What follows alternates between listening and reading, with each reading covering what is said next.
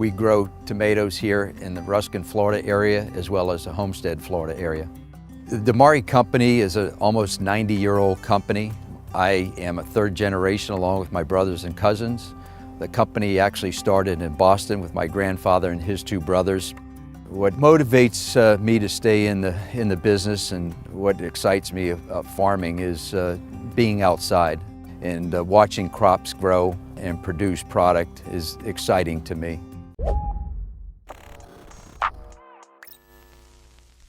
That was Florida farmer Tony DiMare, and as you saw, his enthusiasm for watching crops grow was truly palpable, and he's definitely not dying on the inside or feeling any existential dread or anything like that. But the reason why we're talking about him today is because he is a Republican who voted for Donald Trump and is now worried that he might get exactly what he voted for. So on Monday, after Donald Trump was inaugurated, he signed multiple executive orders regarding immigration, one declaring an emergency at the southern border, another designating cartels as terrorist groups, which authorizes him to bomb them in Mexico, mind you, so that's a little bit worrying. He also suspended refugee programs, which resulted in the flight cancellation of more than 1,600 Afghans, which means they now can't come, even though they were cleared for settlement, and their lives are in limbo and could be in danger as a result. He reinstated the Remain in Mexico policy, and he also took aim at the 14th Amendment, which is birthright citizenship, by ordering federal agencies to not recognize babies who were born here as U.S. citizens if their parents were undocumented.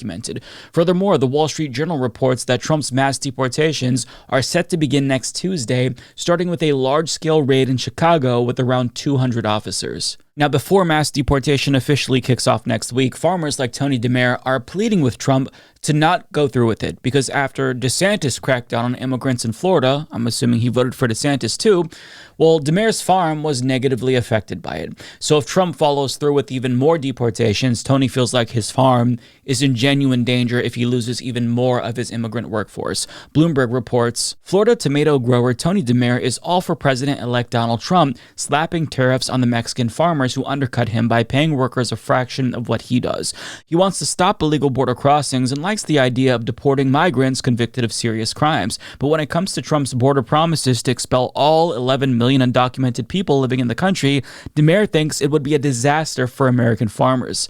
Quote, we have to secure our borders south and north, but you have to have a workforce in this country, said DiMare, whose family has 4,000 acres of tomato farms in Florida and California. There's no doubt that this is going to restrict and put pressure on farming and many other industries that rely on this workforce. DiMare, who voted for Trump, has 85 guest workers from Mexico plucking plump tomatoes at his family's fields near Homestead, south of Miami on the edge of the Everglades. A lot of people left Florida for Georgia, north, scared, DiMare said, as he walked one of his fields this week. Farmers had to let their crops rot. Well, ain't that a bitch? You got your face eaten by leopards after voting for the leopards eating people's faces party. Good job. And what really pisses me off about this guy is that he has no concern whatsoever about the well-being of the immigrants that he's exploiting. He's not worried about them at all. He's only worried about himself, which isn't necessarily surprising, but I mean, it speaks to how selfish we are as a country. But he's not alone, because a recent poll conducted by Axios and Ipsos found that most Americans widely support mass deportation. 66% favor deportation of all undocumented immigrants. 38% support using the military to track down immigrants to deport. That's fascist. 34% support deporting immigrants brought here as children, i.e. dreamers. Another 34% support deportations, even if it means that families will be separated and people are sent to countries that aren't their countries of origin, which means just random countries. They're just going to be stranded somewhere randomly. 28% support using defense money to pay for deportation. And finally, 11% favor deportation of legal immigrants. That number is 18% for Republicans, by the way. In other words, Americans are becoming increasingly hateful towards immigrants because they've been led to believe that immigrants, along with trans people, of course, are the cause of all of their problems. And if they weren't here, everything would be copacetic. Americans think that they can't find jobs because immigrants are taking all of them. In actuality, immigrants are disproportionately taking jobs that Americans don't want. Stoop jobs, like harvesting fruits, harvesting vegetables, which is why farmers like Tony are worried that his business might be in jeopardy if all of the immigrant workers are actually deported, because there just wouldn't be enough American workers to do the job that immigrants are doing right now, which is why he's scared. And even if there were enough Americans to do those jobs, he doesn't want to hire them because then he'd be required by law to pay them more than he pays immigrants, since our immigration system literally lets people like him exploit foreign workers. But it begs the question, why would he vote for somebody running on mass deportation if he knows it's going to hurt his business? And we kind of got our answer in the article, right? He supports mass deportation. He wants them to go away. He just wants there to be an exception for the immigrants who are crucial to his business. In other words, he's a selfish prick. But it's interesting that, there's this talk of immigrants taking American jobs when people like Tony, who rely on exploitation of immigrant labor, are admitting that Americans aren't doing these jobs. But the idea that immigrants are a threat to American jobs is a distraction. And the actual threat to everyone's jobs, it's not immigrants. It's robots. As Crystal Ball points out, Republicans are telling you immigrants are a threat to your livelihood while aggressively developing the tech to make your labor irrelevant. And as you can see, she's responding to news that Trump is investing billions in AI. But this is the game that Republicans play. They scapegoat immigrants and marginalize people to distract you from the real problems that you're facing. They'll tell you that you can't even go out in public because scary criminal immigrants are making the streets less safe, even though statistically they commit less crime than citizens. They'll also tell you that, you can't even have pets now because immigrants are abducting them and they're eating them, even though that is a lie made up by neo-Nazis originally to justify deportations of immigrants that are here legally, I should say. But these lies, they have real consequences aside from furthering a particular xenophobic agenda. Haitian migrants in Springfield faced bomb threats after Donald Trump and J.D. Vance spread those lies about them on national television. So even if they don't get deported, their lives are still being made miserable by these lies that Republicans spread about immigrants. But, the immigrants who are trying to come here legally after our foreign policy destabilized their countries are now being turned away, which is bad because it's snuffing out the dreams that they had of having a better life here. And we always talk about immigrants in the abstract, right? But I want to remind everyone that we're talking about human beings here with hopes and dreams just like us, who are suffering because of America's rising xenophobia. For example, here's how immigrants reacted when they found out that Donald Trump shut down CBP One. This is an app that people have used to apply for status here, asylum and whatnot. But since that app has been shut down, that meant that all of the people who had appointments, those were canceled. And one woman was just hours away from getting seen, and it was canceled. And this is her reaction.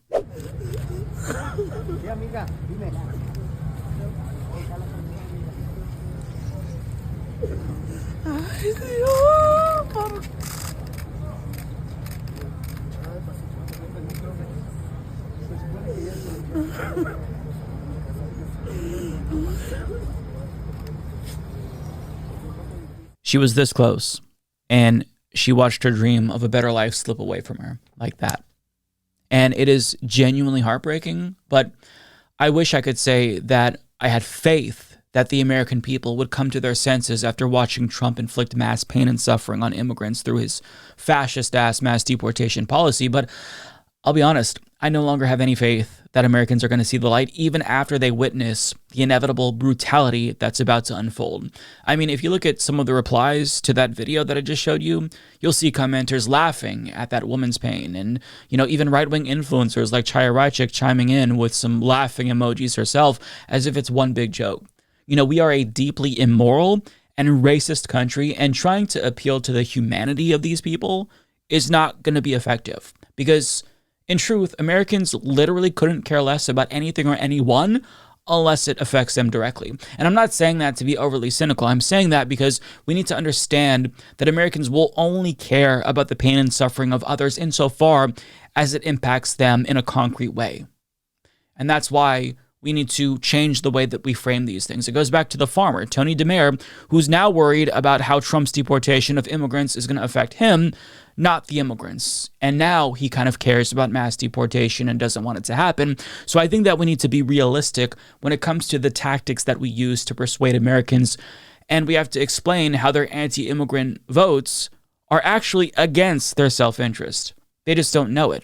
As Politico reports, Americans hate high prices. Mass deportations could spark new surges. And they go on to explain, if Trump follows through with this mass deportation scheme, the costs could be enormous. Economists warn that grocery prices would climb as agricultural production slowed. It would drive up housing construction costs and worsen staffing shortages at nursing homes and home health businesses, pushing healthcare costs even higher. A lot depends on how many workers are ultimately deported or if out-migration accelerates and the arrival of new working-age migrants slows. So unfortunately, these are the kinds of stories that you have to share with Americans to get through to them. Deporting immigrants is going to make the cost go up, not down.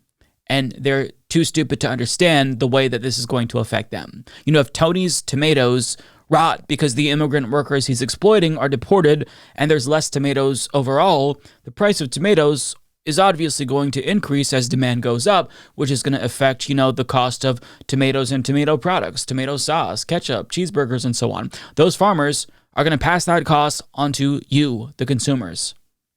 Now imagine, if it wasn't tomatoes. Consider the impact of mass deportation on a bigger scale. How many other industries this would affect? Overall, it's going to result in Americans paying more. That is how, unfortunately, we have to explain it to Americans. And I really fucking hate that we have to talk about human rights issues in economic terms. That to me is disgusting. We can't just say, hey, free healthcare is going to save 68,000 lives per year. We have to code it in business speak and say, well, it'll be a tax cut for small businesses and save Americans money. You can't just say ending wars is good because killing is bad. You have to say if we end wars, we'll shrink the national debt. Or, if we don't deport immigrants, it'll keep costs low. The fact that Americans aren't convinced by human rights alone says so much about our country. And we can chalk it up to propaganda, hyper-partisan politicians. All of that, I think, is responsible because we're all just products of our environment. But at the end of the day, if you as an individual feel nothing at the thought of fellow human beings suffering, I think you need to actually be a little bit introspective and ask yourself why that is. How you can see that woman's tears and laugh in response to it. I know that I'm not talking to my audience, but people, who aren't going to hear this message that need to hear it in particular. Now, I often credit Republicans for the rise of collective stupidity and cruelty, but in all honesty, they're not acting alone here. For years, Democrats have let Republicans monopolize discourse on this issue, and they just haven't pushed back. And now so many Americans just assume that we had open borders under Biden, and they believe that immigrants are causing all this crime and they're the cause of all of our problems. And that is a failure on media, sure, but it's also a failure of the supposed leaders in the Democratic Party who are supposed to be the opposition party. They are not only letting these lies about immigrants go unchallenged, but they're often participating in the marginalization and oppression of immigrants themselves. And I say this because 12 Senate Democrats voted with Republicans, by the way, for the Laken Riley Act, including John Fetterman, Ruben Gallego. This was supposed to be Kyrsten Sinema's, quote, progressive replacement, by the way. Mark Kelly, John Ossoff, Alyssa Slotkin, Mark Warner, Raphael Warnock, among others. And the senators from Arizona voted for this in spite of 200 Arizona Democrats signing a letter pleading with them to not support this draconian piece of legislation. But they did it anyway. Because that's our country, right? Whenever you see bipartisanship, it's usually a sign that both parties are teaming up to fuck more people over. They never join forces to do something good for us. It's always to cause more pain and suffering on the American people. Now, if you don't know why the Laken Riley Act is bad, Mark Joseph Stern broke it down in an article for Slate where he explains, quote, this cross-party support might create the impression that this legislation really is what Republicans claim, a common sense fix to a broken system that will keep undocumented criminals off the streets. But that is a gross mischaracterization. Rather, the Laken Riley Act would impose sweeping changes to the immigration system that raise serious constitutional concerns. It would penalize immigrants who live and work in the United States legally, subjecting them to indefinite detention without being convicted or even charged with a crime, and it would transfer a massive amount of power to state attorneys general and district court judges who could effectively wrest control over immigration enforcement from the executive branch. These judges could, upon a state's request,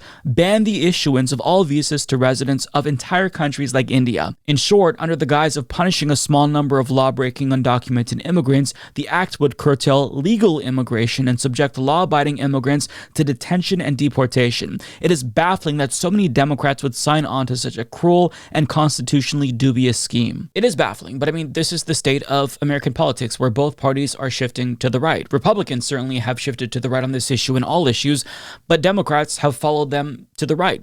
I mean, when you look at the way that Kamala Harris ran her 2024 campaign, she effectively ran as a Republican on this issue. She was trying to out-border hawk Trump on the border, which is a great strategy, by the way.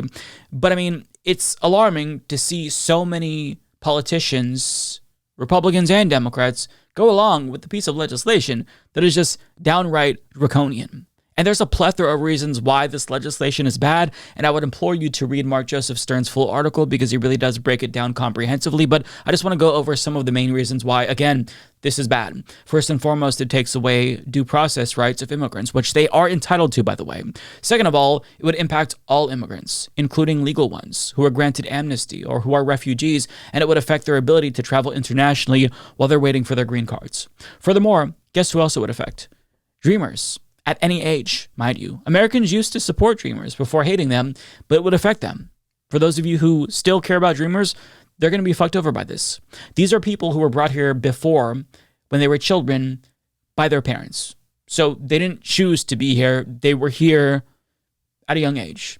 And one example that Stern gives that was really chilling is that if, say, an 11-year-old stole a candy bar and was arrested for it, this law would require that child to be detained.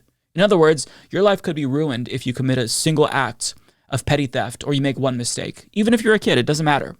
And finally, this also gives state attorneys general the ability to literally usurp the federal government's prosecutorial discretion on this issue. And this is a little bit more complicated, but basically, it would enable fascist governors around the country, like Greg Abbott, for example, to override the federal government and set his own agenda when it comes to immigration and deportations. State attorneys general could sue the federal government and clog up the federal court system, and judges would be required to grant their requests if this bill becomes a law. And so many Democrats are greenlighting this draconian crackdown. It is fascist, and so many people in our government are supporting it, including people who claim to be progressives. I mean, Raphael Warnock is literally a pastor. What does the Bible say about sojourners, Pastor Warnock? I mean, you can't trust anyone because the second they sense that their state is shifting to the right, they sell out all of the people who voted for them to chase that. Rather than fighting and saying, no, actually, we support immigrants. Here's what we should do instead, robust immigration reform with the pathway to citizenship. They say, you know what, fuck the immigrants. Fuck them. If a kid steals a candy bar, fuck that kid. This is what Democrats and Republicans are saying. Not all Democrats, to be fair, but, 12, that's embarrassing. Where's Chuck Schumer? Where's the leadership to rein them in? Is there no penalties for them voting for fascist legislation that fucks over immigrants? Of course there isn't. But just think about how far we've fallen. Ronald Reagan, perhaps one of, if not the worst president in American history, granted amnesty to millions of undocumented immigrants. These days, a Democrat wouldn't do that. And that is truly shameful.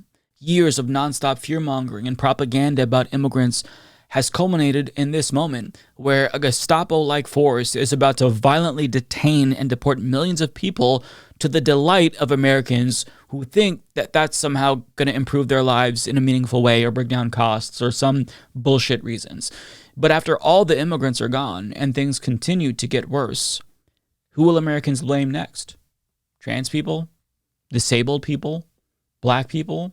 When will Americans finally wake the fuck up and realize that the only minority who's actually responsible for their pain and suffering are the oligarchs and the CEOs who were at Trump's inauguration, who pay politicians and media outlets to distract you with lies about immigrants while they rob you blind?